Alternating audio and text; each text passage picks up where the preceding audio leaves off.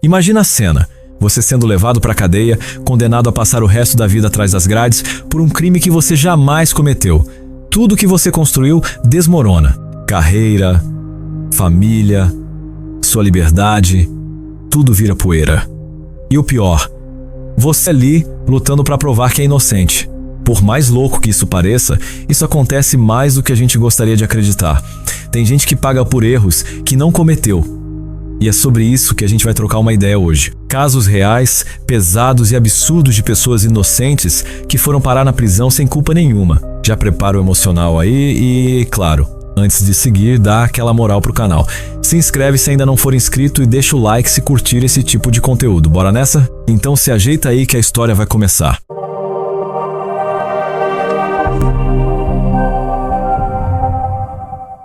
Fala meu povo, aqui quem fala é o Jota e hoje o papo é sério. Tem vezes que a justiça erra feio e quando isso rola, quem paga o pato é quem menos merece. Se liga nessa lista que vai te deixar indignado. 10º lugar, Ed Boldin. O nome talvez não diga muito, mas a história dele é de partir o coração. Ed passou 22 anos preso por um crime que ele não cometeu. Em 1994, ele foi acusado de assassinato ligado ao tráfico de drogas em Illinois, nos Estados Unidos. Na época, as provas eram extremamente fracas, mas mesmo assim ele foi condenado. A polícia não encontrou arma, não havia testemunha confiável e mesmo assim conseguiram condenar o cara. Só em 2016, um juiz decidiu reabrir o caso, percebeu que não havia evidência concreta e anulou a sentença. Ed saiu da prisão depois de mais de 2 décadas atrás das grades, sem nunca ter tido culpa. Imagina o tempo que esse homem perdeu. Quando saiu, o mundo já era outro.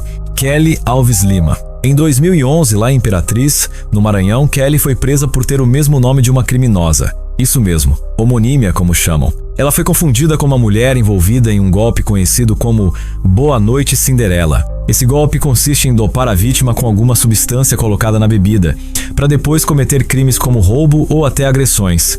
Kelly ficou 23 dias presa até conseguirem provar que não era ela. Só que nesse meio tempo, a vida dela virou de cabeça para baixo. Perdeu o emprego, teve a imagem manchada, sofreu muito psicologicamente. Depois disso, entrou com um processo e recebeu uma indenização de R$40 mil.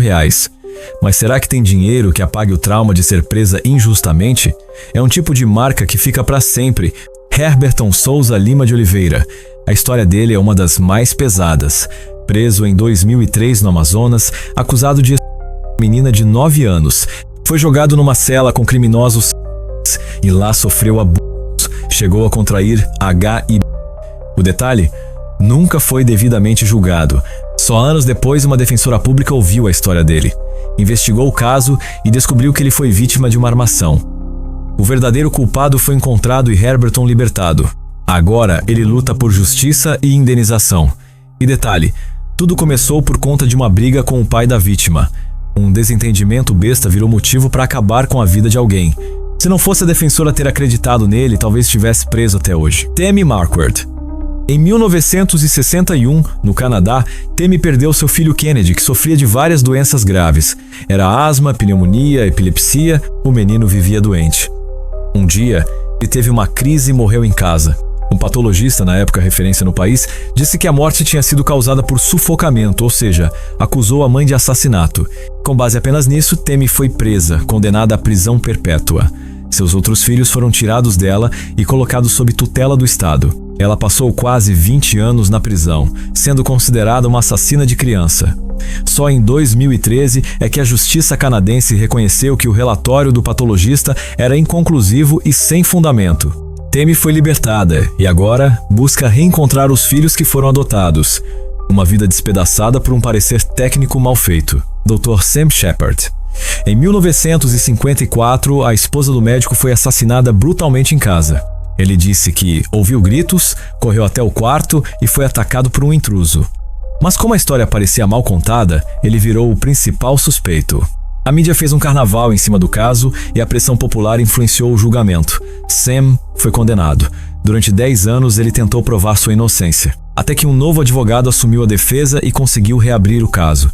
Foi aí que encontraram o verdadeiro assassino, um trabalhador da vizinhança com histórico de crimes. Sam foi libertado, mas já estava destruído emocionalmente. Enfrentou depressão, vícios e nunca conseguiu retomar sua carreira. A história dele inspirou séries, filmes e debates sobre o poder da mídia nos julgamentos. Os irmãos Michelberg. Na Austrália, 3 irmãos, Ray, Peter e Brian, foram acusados de roubar 49 barras de ouro, o equivalente a milhões de dólares. O caso ficou conhecido como o escândalo das barras de Perth. A polícia dizia que eles tinham forjado documentos e feito uma fraude gigantesca. Os irmãos sempre juraram inocência. Um deles morreu num acidente de avião pouco depois de ser solto, os outros 2 ficaram presos por 16 e 20 anos. Depois de muito tempo, surgiram evidências de que as provas foram forjadas e de que policiais corruptos estavam envolvidos. Hoje se acredita que os verdadeiros culpados nunca foram sequer investigados. A história virou livro, filme e é até hoje discutida na Austrália como exemplo de falha judicial. Angela Kennings. Lá no Reino Unido, Angela foi condenada à prisão perpétua em 2002, acusada de matar os próprios filhos. Ela perdeu 2 bebês, um em 1980 e 9 e outro em 1980, e a justiça, ao invés de investigar direito, botou a culpa nela. A acusação dizia que as mortes tinham sido causadas por sufocamento, mas não havia nenhuma prova direta. Anos depois, foi descoberto que havia um histórico familiar de uma síndrome genética que causa morte súbita em bebês. Era isso. A justiça reconheceu o erro, anulou a condenação e Angela foi libertada. Mas me diz, como é que alguém supera perder 2 filhos e ainda ser acusada de assassinato?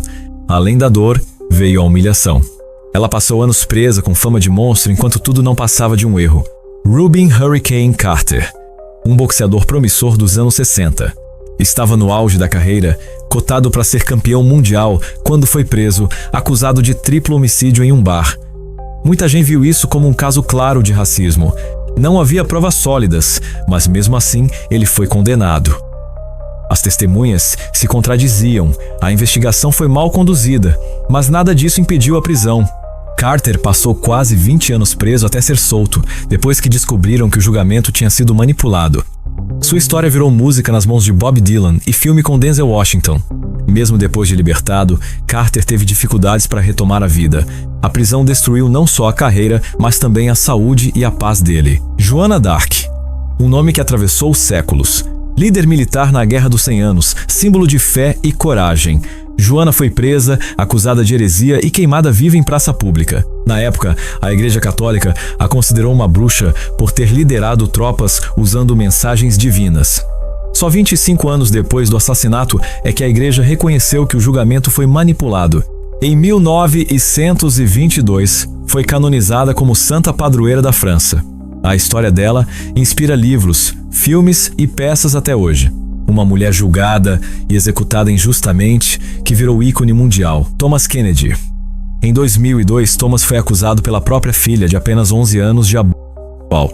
A perícia indicou sinais físicos de agressão e, mesmo negando tudo, ele foi condenado a 15 anos de prisão.